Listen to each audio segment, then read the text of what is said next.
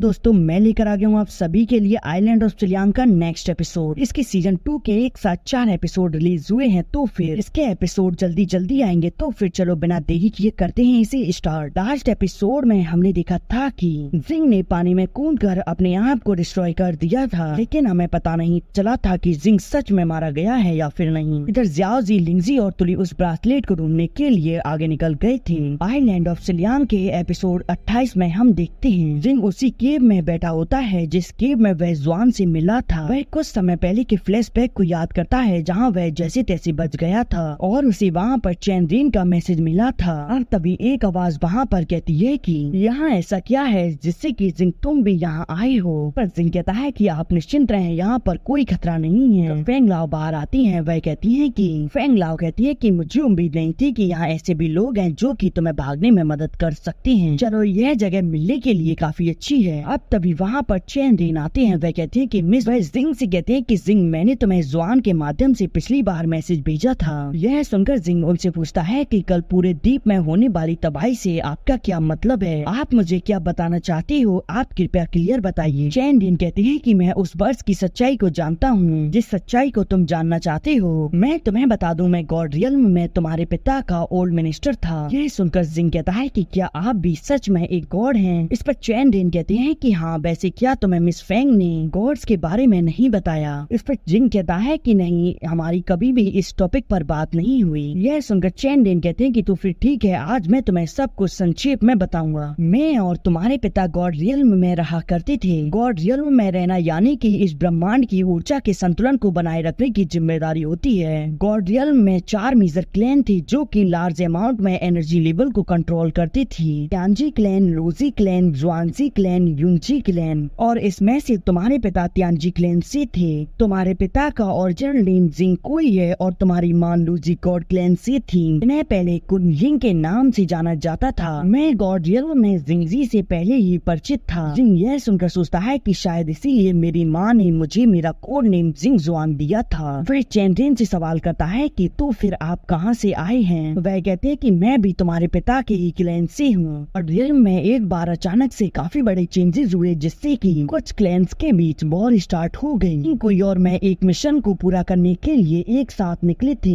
लेकिन हमें तब अरेस्ट कर लिया गया। उस समय क्लैन के लोग जिंग को तो अपने साथ ले गए थे, लेकिन मुझे सजा दी गई और फिर मुझे इस आइलैंड पर रहते रहते काफी समय बीत गया। मुझे लगा था कि मैं तुम्हारे पिता से कभी भी नहीं मिल पाऊंगा, लेकिन वह एक दिन आसमान से नीचे आइलैंड पर आकर गिरे जब तुम्हारे पिता की तबीयत काफी ज्यादा खराब थी। सिर्फ तुम्हारी माँ तुम्हारे पिता को सारे हुई थी और उनके साथ और कोई नहीं था। मैं तो अचानक से उन दोनों को देखकर यहाँ पर हैरान हो गया था। और हम तुली लिंगजी को देखते हैं जो कि जियाओजी के साथ उस बोर्ड से आगे बढ़ रहे होते हैं। लिंगजी अपने थ्रेड्स के माध्यम से उस मैजिकल ब्रासलेट का पता लगाती हुई कहती है कि हमें आगे ही बढ़ना चाहिए। इस पर तुली कहती है कि तो फिर ठीक है, शिप को यहीं रोक दो, हम आगे बढ़ते हैं। अगर जियाओजी कहता है कि अंकल बिन, आप हमारे जाने के बाद इस शिप को वापस लेकर चले जाना। इधर हम केव के अंदर का सीन देखते हैं जहाँ जिंग सोच रहा होता है कि इसीलिए मेरे माता पिता चैनरीन पर इतना भरोसा करती थी। अब चैनरीन जिंग से कहते हैं कि तुम्हारे पिता के आने के बाद क्या हुआ, यह बात की एक अलग कहानी है। अगर तुम इसके बारे में जानना चाहते हो तो फिर मैं भविष्य में मौका मिलने पर तुम्हें इसके बारे में बता दूंगा, लेकिन अभी समय काफी कम बचा है तो मैं यहाँ कुछ महत्वपूर्ण काम के लिए यहाँ आया हूँ। मुझे तुम दोनों की मदद की जरूरत है। यह सुनकर फेंग लाओ और जिंग चौंक जाते हैं। इस पर चैनरीन कहती है कि मैं जानता हूँ तुम लोगों को काफी अचंभित लग रहा होगा। मैं तुम्हें बता दूं, इस आइलैंड पर मेरी पावर पर रिस्ट्रिक्शन लगा हुआ है। कल के फेस्टिवल में अभी भी कुछ समय बाकी है। अगर इस बार हम हालात को काबू नहीं रख पाए तो हो सकता है कि फिर मुझे तुम्हें अन्य चीजों को बताने का मौका ही ना मिले। इस पर जिंग कहता है कि मुझे आप पर विश्वास है, आप हमें धोखा नहीं दोगे। हम आपका साथ देने के लिए तैयार हैं क्योंकि समय अभी काफी कम है। इसीलिए मैं आपसे ज्यादा कुछ जानना नहीं चाहता, लेकिन आप मुझे बस उस घटना के बारे में बताओ जो कुछ साल पहले हुई थी। क्या उसमें मेरे पिता पूरी तरह से दोषी थे।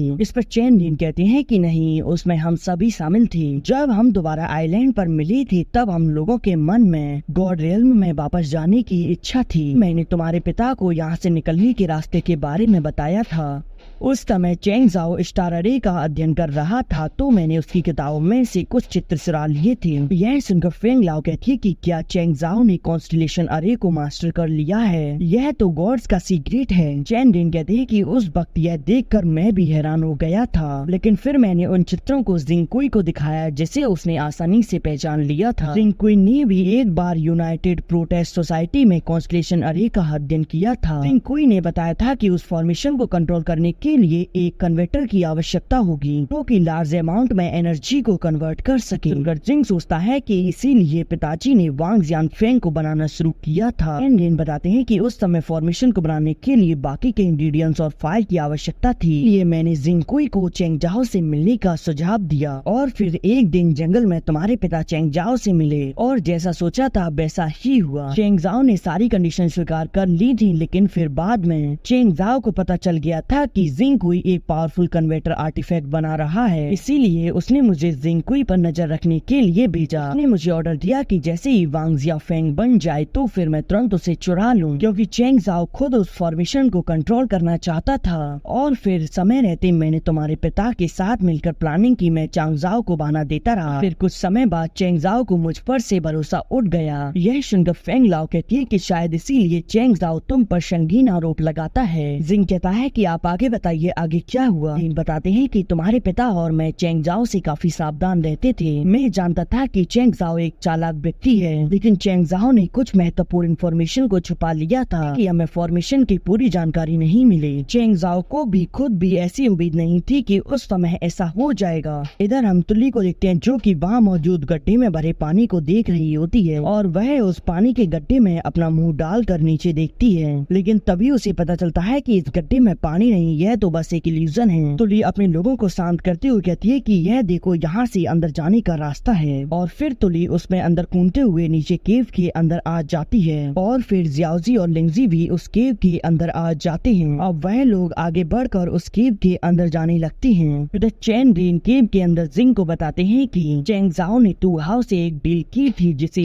उसने हमसे पूरी तरह से छिपा कर रखा। यह सुनकर जिंग कहता है कि अच्छा, तो वह ब्लैक आदमी चेंग जाओ है जो कि उसे कंट्रोल कर रहा था। यह सुनकर फेंग लाओ कहती है कि अच्छा, तो उसने मोटल के साथ भी डील की थी। वैसे मैंने सुना है कि चेंग जाओ स्पिरिचुअल कॉन्शियसनेस के अंदर भी झांक कर देख सकता है। इस पर चैन रिन कहते हैं कि हाँ, उसने तुली की मेमोरी में झांक कर जिंग जुआन के बारे में थोड़ी सी जानकारी एकत्रित कर ली थी। फेंग लाओ कहती है कि जब मैं आइलैंड पर पहली बार आई थी तब मैंने इसके बारे में अफवाहें सुनी थी, लेकिन मैंने नहीं सोचा था कि यह सच भी होगा। फेंग लाओ पूछती है कि कहीं चेंग जाओ का संबंध उन अंडरग्राउंड आर्टिफैक्ट और शैडो स्पिरिट से तो नहीं है। इस पर चैन रिन कहते हैं कि चैन परिवार सैकड़ों वर्षों से आइलैंड पर रह रहा है। चैंग परिवार के अपने कई सारे सीक्रेट्स हैं। वह राक्षस जो कि काले कपड़े पहनता है। साथ ही कुछ समय पहले जंगडंग पवेलियन ने कुछ मैकेनिकल मॉन्स्टर ने हमला किया था। यह सभी चेंग जाओ से ही संबंधित है। इन सभी को चेंग जाओ कंट्रोल करता है। यह चेंग परिवार के हेड के रूप में चेंग जाओ को यह सब इनहेरिटेंस के रूप में मिला है और चेंग जाओ के पास उन मैकेनिकल पपेट्स की आर्मी है जिसे लुओ जियान पपेट्स कहा जाता है। यह सुनकर फेंग लाओ कहते हैं कि पता नहीं चेंग जाओ गॉड ऑफ फेस्टिवल में क्या करेगा। अब लिंगजी आगे बढ़कर अपनी पावर से चेक करने लगती है कि वह ब्रासलेट किधर है। वह अपनी उस ब्रासलेट की खोज में धीरे धीरे गुफा के अंदर चले आती है और अब जैसे ही वह गुफा के बाहर निकलते हैं उन्हें वहाँ पर मैकेनिकल पपेट्स की पूरी एक आर्मी दिखाई देती है। उसे देखकर तो सभी लोगों के होश उड़ जाते हैं। लिंगजी सोचती है कि जैसा कि तातीमा ने अपेक्षा की थी चेंग परिवार तो उससे भी कहीं आगे है। इधर जियाओजी तो इतने सारे मैकेनिकल पपेट को देखकर काफी ज्यादा गुस्सा होता है क्योंकि इन्हीं मैकेनिक पपेट के हाथों उसके साथी मारे गए। हम देखते हैं कि उसके अंदर मौजूद लाइटनिंग एनर्जी उसकी मुट्ठी में आ जाती है, परंतु जियाओजी अपने गुस्से को शांत कर लेता है। अब लिंगजी अपनी पावर का उपयोग करके वहाँ अपने थ्रेड से उस ब्रासलेट का पता लगाने लगती है। वह थ्रेड्स घूमते हुए उस ब्रासलेट का पता लगा लेता है, लेकिन तभी तुली उसे रोक देती है। वह कहती है कि तुम ऐसा मत करो वरना यह जाग जाएंगे। हम बाद में ब्रासलेट को ट्रैक करके